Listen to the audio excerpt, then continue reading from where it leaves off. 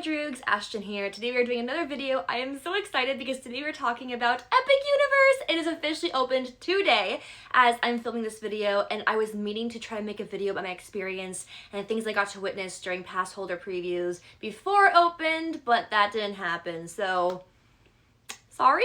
I have a ton of goodies here for you guys to show you. I am so excited to show you everything that I bought. These are from my 4 different trips during pass holder preview, and the reason I got so much, I know it's a little crazy. I don't plan on going back until it's officially available as a pass holder perk, as another park that a pass holder can go to. What am I trying to say? Until it's available on the pass. Did I say that already? Yeah, okay. I know it's a lot, it's a lot, but I wanted to make sure I got everything I possibly could, experience everything for 4 days, as there's many people who have been asking me about my experience at Epic Universe who are planning possibly a trip to Florida sometime soon, or possibly going to visit the new theme park this summer. I wanted to kind of share some tidbits and some things that I enjoyed from my experience. Need to get some water? For those who didn't know, Epic Universe is Universal Studios' newest theme park here in Orlando, alongside Universal Studios, Islands of Adventure, and of course Volcano Bay, which is like their water park. I will say that despite the hiccups that I did experience during my trip to Epic Universe, get it? Hiccup? Never mind. I will say that despite the issues that I did face during my 4 trips to Epic Universe, it's still a very impressive park. I mean, the amount of things you can see and do is absolutely incredible. So there are 5 different lands. There's Super Nintendo Land, Dark Universe, which is obviously my favorite, duh. And then there's Isle of Berk, which is How to Train Your Dragon, and then the very last one is the Wizarding World, but like, make it French.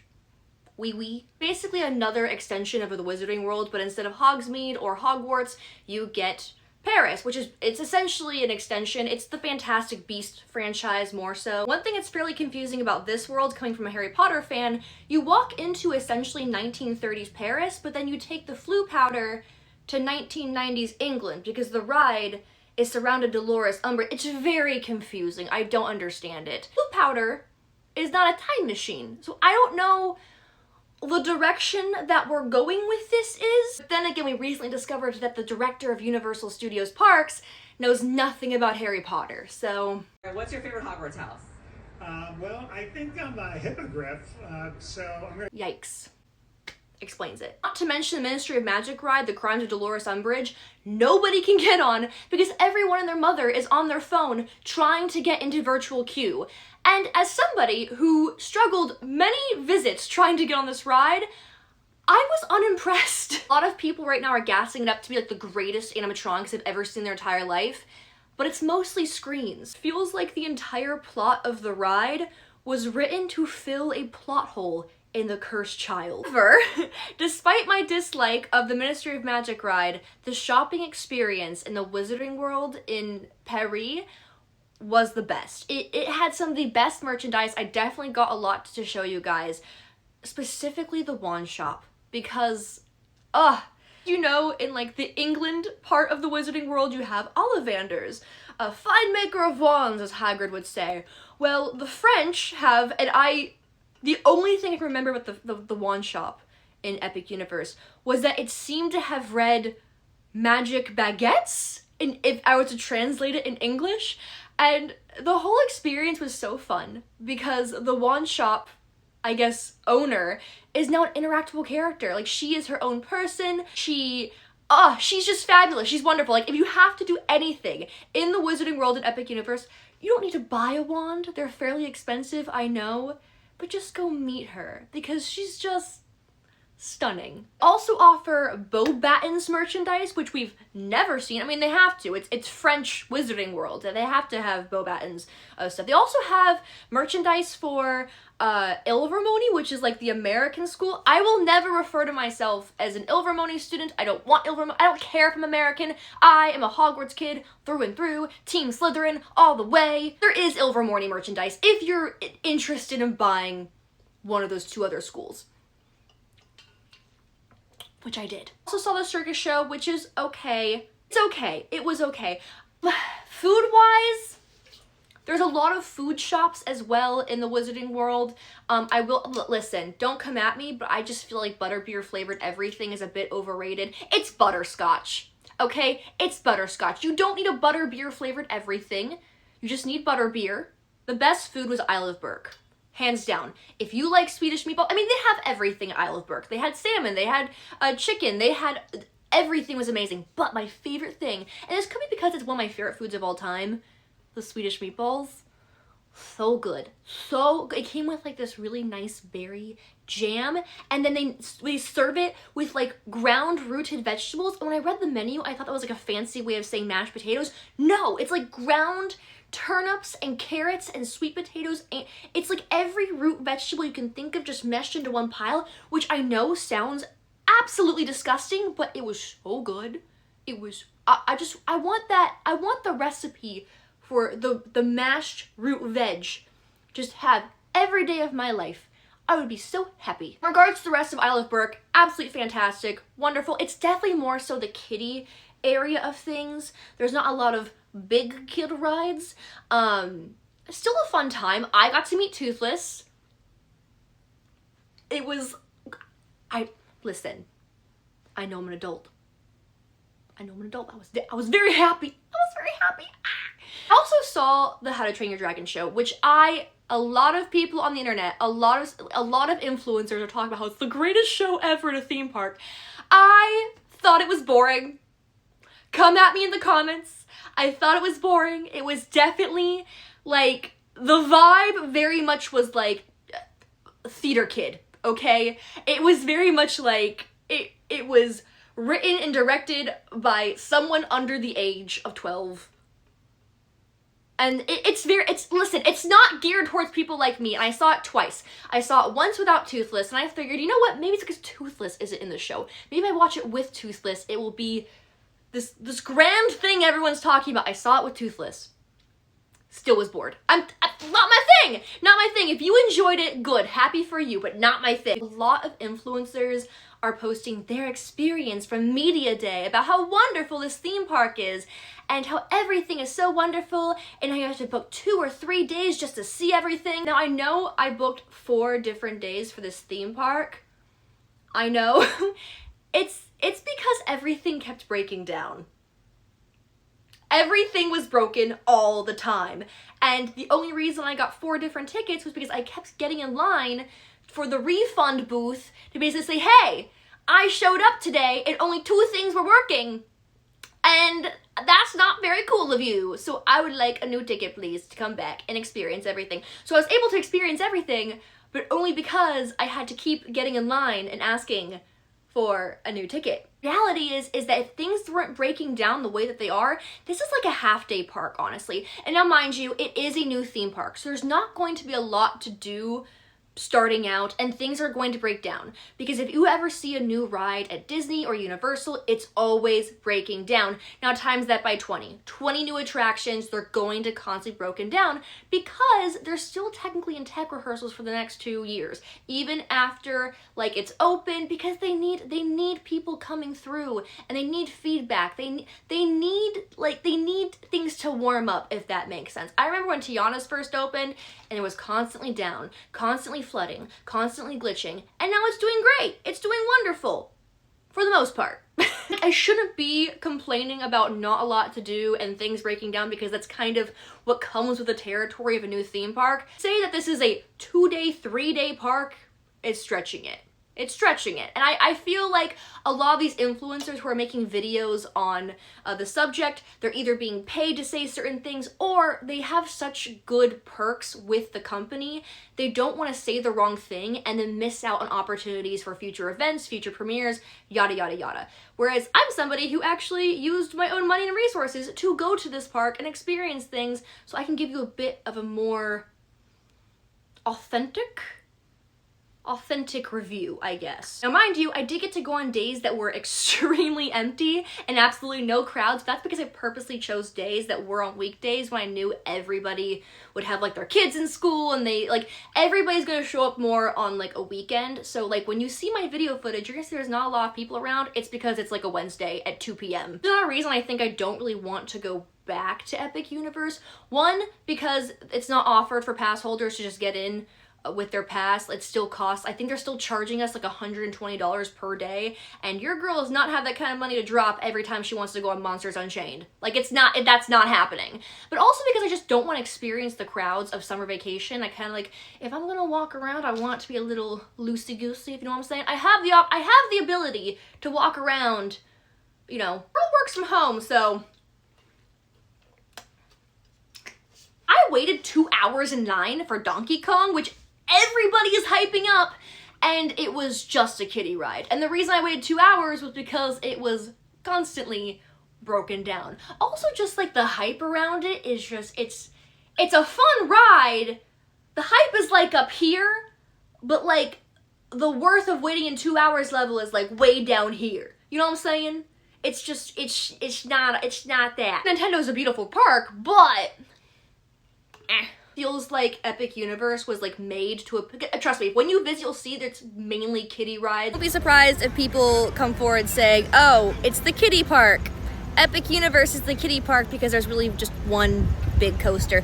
However, I do keep hearing from people that it's the best coaster they've ever been on. There is one roller coaster in Celestial Park, which is essentially like the Main Street USA of Epic Universe. There's only 2 rides. There's the carousel, which is very pretty, and then there's the roller coaster, which I didn't go on because I am absolutely chicken when it comes to upside down roller coasters. Not a big coaster nut, especially if you go upside down. That is a no-no for me. I'm all about entertainment and immersion, so this park was perfect for me, and I have my monsters, so I'm happy. Dark Universe is an absolute vision, is the best way I can describe it. However, it does feel like, it feels like it was the middle child of the whole project, if that makes sense. Because here's the thing, Dark Universe is beautiful. It's my favorite park for the simple fact that the Universal monsters needed something. They needed something, you know, like, and they deserve something. It's the one IP that Universal has their clutches on, they can do anything with, but they're not still doing everything, if that makes sense. Like, they're really focused on How to Train Your Dragon and Nintendo and Harry Potter and all that. But I also don't want to say that because if you walk through Darkmoor, which is the name of like the village, you can really tell that whoever put this together is a true Universal like, they really did their research. Whoever is running that whoever sits at the desk and goes, we're gonna work on this today, knows what they're doing. Because I kid you not, every corner that you turned, there was a new Easter egg. My friend pointed out there was a little like cage with one of like the mole people, one of the most niche Universal monsters you can think of. The mole people? Are you kidding me? That's amazing! Like, normal people don't know about mole people. I love that you can meet the Bride of Frankenstein. I love that you can meet Frankenstein. And I know people say he's the monster of Frankenstein, but if that's the case, then wouldn't his last name also, too, be Frankenstein? I can go into great detail about this. I love the Invisible Man. I love him so much. And Monsters Unchained is one of those beautiful masterpieces I have ever experienced. But when I say that it feels like Dark Universe was the middle child, I strictly mean with like the marketing around it, because you don't really see marketing as much for Dark Universe. The merchandising is not there. There are so many things that Universal could be doing with the marketing and the merchandising, and they're just not doing it for some reason. And the thing is that goth people are so easy to appeal to. Like, all we crave, I mean, I wouldn't call myself goth, I guess I would say just unhinged is the right word for me, but we just crave Halloween all year round. And to have these things, right, like these random shops and these things that just give us that all year round. Like, when I tell you what I don't want to go to a horror convention in October. I want to go to a horror convention in the middle of April, because it's the only thing I can do to get my grubby little hands on something with a skull on it. I feel like Epic Universe is trying to market towards more families and more kids, hence why they're marketing so much with How to Train Your Dragon and Nintendo and Harry Potter. But first of all, there was a very cute kid in line to meet Bride of Frankenstein, and she was very excited to meet her, so don't tell me kids don't like Universal monsters, buddy. As for Monsters Unchained, fantastic ride, because they really did include every single monsters, like from the Universal monsters. I'm also hearing influencers say that Monsters Unchained is the scariest ride I've ever been on. In what world? In what world? You know what's the scariest ride I've ever been on? Velocicoaster. Because your butt lifts from the seat. Okay, this is not Wicked. This is not, I'm not Alphaba. I don't want to defy gravity. I want my butt to stay firmly in its place in the car at all times. I know. No, if I feel like I'm going to leave the roller coaster into some other vicinity of the universe, I don't want to ride that. I don't want to do that. If there's no overhead bar that lets me hold on to it for my dear life, I don't want to do it.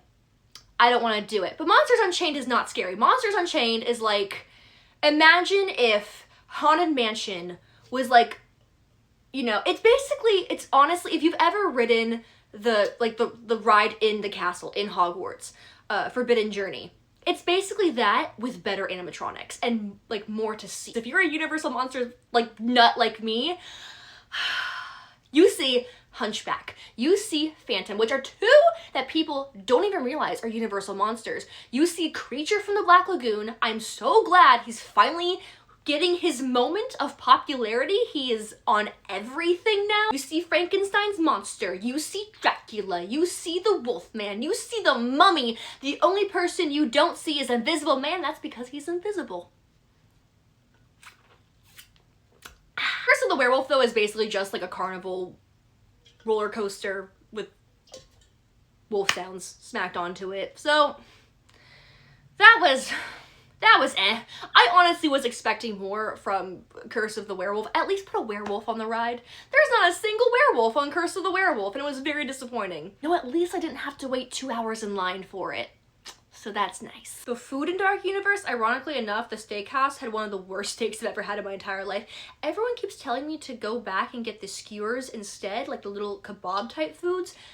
I will try to do that next time I go. Burning Blade is really cool. It's the official bar. It's like a huntsman bar, essentially, for all the monster hunters. And it has this windmill on the top of...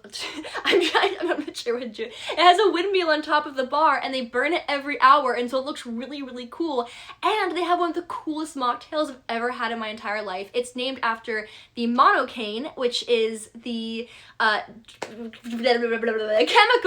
that the Invisible Man drinks to turn himself invisible. Because if you didn't know, I am 4 months sober, and I really appreciate when there is ever a mocktail menu, because I have a lot of friends I like to go theme parks with, and they often like to get themselves an adult beverage, and I still want to hang out with them and be part of the conversation, but I often find myself with a little cup of like water or soda, and I feel just really out of place. And so whenever a bar has a mocktail, I don't know why I'm holding this up, this is water, but whenever they have mocktails, it's a really good option for me to still be part of the group in some way. And also, if you ever do get the monocaine drink, if you run into the Invisible Man afterwards, you can tell him, hey, I got the monocaine, and he will, it's just a really fun experience. How long ago? 2 minutes ago. 2 minutes ago, let me see your hand. Perhaps its effects are not taking yet. Perhaps you just have the wrong DNA. Either way, if your friends can no longer see you, I want you to come see me. Oh. Just make sure you're wearing clothes. Don't approach me naked. That's very rude. I was about to do this whole video without showing you all the goodies that I got. Oh! I did get a lot of stuff from Dark Universe and Wizarding World, and I got a couple things from Super Nintendo, I think, but I got nothing from How to Train Your Dragon. There just wasn't anything that spoke out to me. There was one thing I wanted from Celestial Park, but they completely sold out of it, so I'll have to go back and see if they got it. But they sold out within like 2 days, and I guess it was on back order. It was this cute little celestial chocolate bear, and he is the official mascot of Celestial Park, and I really wanted him because I thought, how cool would it be if I had like this little piece of theme park history? And he sold out, of course. He's like the figment of Universal, basically. What can I say? I'm a sucker for buying stuff I don't need. I want to make it very clear, this is over 4 trips of Epic Universe. This is not just me walking in one day and then walking out with giant bags on my arms. This is from my second trip. And yeah, this is from my second trip. So this is Creature. He's chasing after some legs. Fun fact about Creature from the Black Lagoon If you ever see a picture of a swimming creature from the Black Lagoon, that is the actor Rico Browning. So he was in all the swimming scenes of Creature. But if he's ever on land, that is Ben Chapman. And I find this fact really funny because so much of my pictures of Creature on land are signed by Rico Browning, but that's not him. That's Ben Chapman.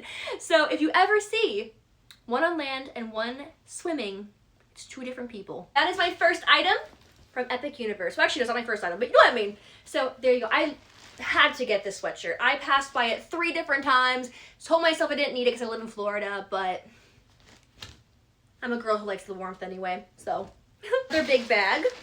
Okay, so our second item, I'm not really into bucket hats, but I liked this a lot.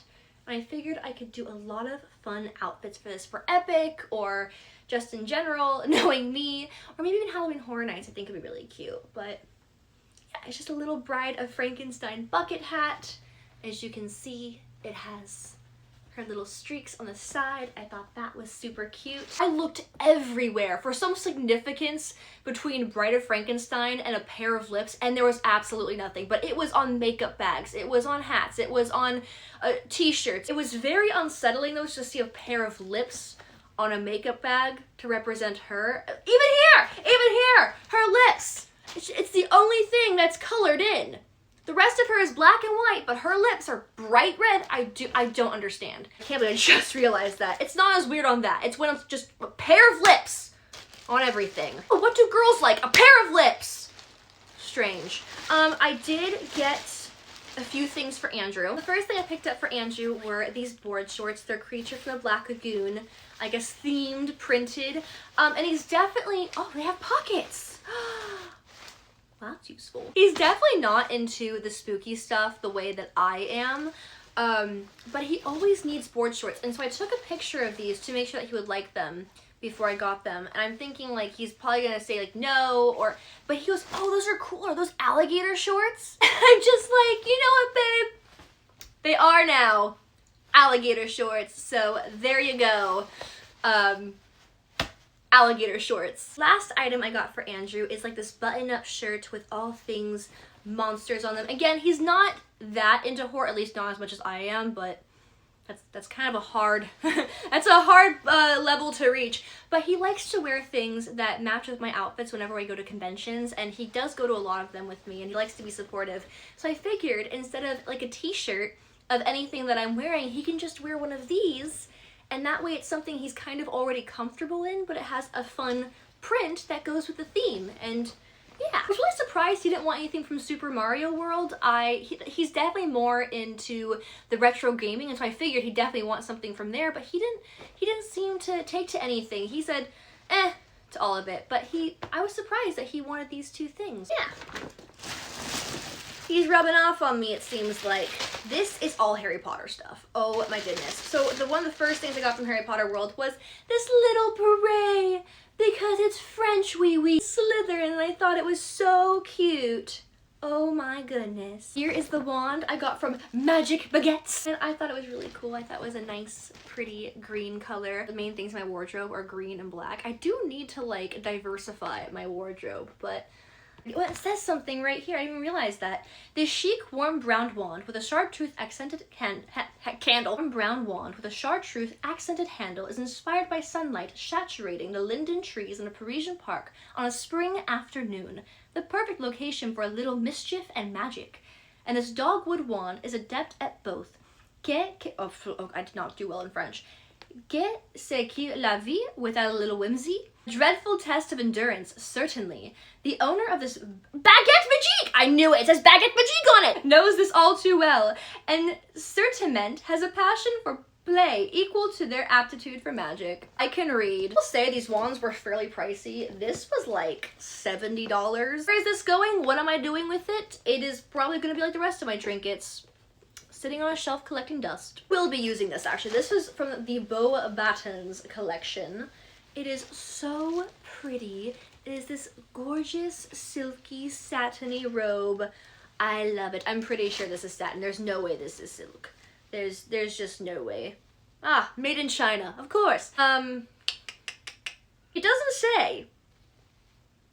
Well, that's not helpful. The main reason I wanted to get a lot of the Bobat and stuff was because it's really silly, but they have so many little Pegasuses on the robes and all the pillows, and they just had an entire collection of just stuff with Pegasus on it. I'm pretty sure there's a different, because Pegasus is the actual name of the winged horse, so I'm pretty sure it's just winged horses, or I think it's like Abraxas?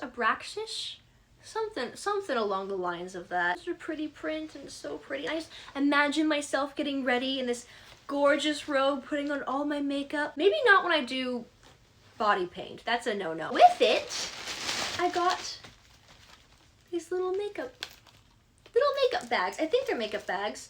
At first I thought this was a pot holder, and I'm like, what am I gonna do with a pot holder?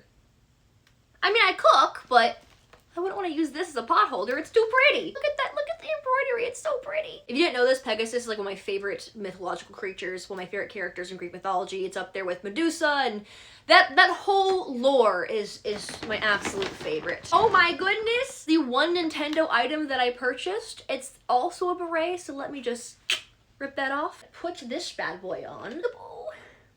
I love him. You didn't know Luigi's Mansion is my favorite Super Mario game, and there is rumors that we're getting a Luigi's Mansion ride at the Nintendo Land, and I'm so excited. So you'll be catching me on Luigi's Mansion wearing this bad boy. I'm gonna try to like show you the back of my head. I'm gonna show you. Haha! Can you see it? Is this a bad frame? I really hope you can see this, because I'm not retaking this once I take it off. Ah! Oh! I forgot to show you my reusable bag that I 100% bought because I'm going to use it for groceries. I have literally had this for an entire month now. I have not used it once for groceries. It's just been sitting in this room full of stuff that whole time. I will try to use it for groceries, okay? I will try to be an environmentally friendly queen. I'm trying my best. Our very last item, and personally my favorite item, it was the sole reason I even went shopping. This is the one item I knew I was walking out of the park with. I knew I had to have. It is the sole reason I even walked into any sort of gift shop with my credit card handy. And it is the creature from the Black Lagoon children's, because they don't make these in adult sizes for some reason, feety pajamas. They're not feety pajamas. I think it's just a onesie. It has gills! It has a whole, oh my gosh. It even has the flippers! I love these so much. I don't even know if these fit. I don't know if these fit me or not. I just bought them like the most irresponsible adult would. Oh my god. I should not have access to a credit card, I'm telling you. Look at this thing. This is money well spent. Hold up. We're gonna test this right now. We're gonna test it. Are you ready for this excellence? Oh my gosh. Okay, here we go. Okay, so these barely fit me. I have got ankles. Gosh, the head does not fit me. I have a giant head, okay? And this is not going in this hood. Like, there's just no way. Like, this is not happening right now. There's no movement in this whatsoever. Like, look at this thing. There is no way. Do have the ability to return them, but I don't want to. Listen, Universal's just gonna have to make an adult size one. I'm sorry. That's just the only way I'm gonna be dealing with this properly, because these are too cool not to force myself into. I'm a fear the ankles will have to stay. That's all the things that I wasted my money on traveling to Epic Universe over the course of 4 days. If you liked this video, please give it a thumbs up, give it a comment, and if you're new here, subscribe.